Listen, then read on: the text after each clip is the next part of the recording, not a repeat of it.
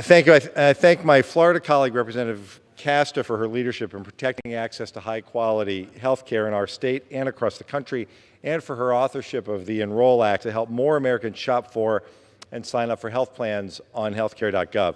My amendment requires navigators to provide information in plain language about the 10 essential health benefits that are a part of every healthcare.gov plan: outpatient hospital care, emergency care, hospitalization, pregnancy, maternity and newborn care, mental health and substance use disorder services, prescription medicines, rehabilitative services, labs, preventive care, and pediatric care, including dental and vision services. It also requires navigators to help consumers understand their protections under the Mental Health Parity Law.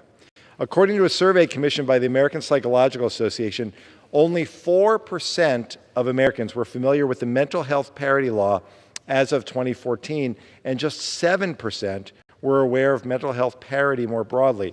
Those numbers didn't change from the time of passage of the Affordable Care Act in 2010 through the first years of enrollment in 2014. Mental health parity means insurance companies can't discriminate against Americans battling addiction in the opioid crisis. Parity means insurance companies can't make it harder to get care for deadly eating disorders than it is to get care for deadly cancer. Parity means we treat mental health care like health care, because that's exactly what it is. The Affordable Care Act's protections have saved lives and the financial security of millions of Americans, including one family who told me the story of their battle to treat their 19-year-old daughter's eating disorder. Here's what they said. Our daughter was a sophomore in college when she was diagnosed with an eating disorder. She had to take several leaves of absence from her studies to seek treatment. This would not have been financially possible without the benefits of the ACA. Had she left school for treatment before the passage of the ACA, she would have been dropped from our family insurance, but because of the ACA, she could continue under our coverage. It was this ongoing treatment that has allowed our daughter to regain her health enough to graduate from college and maintain full-time employment.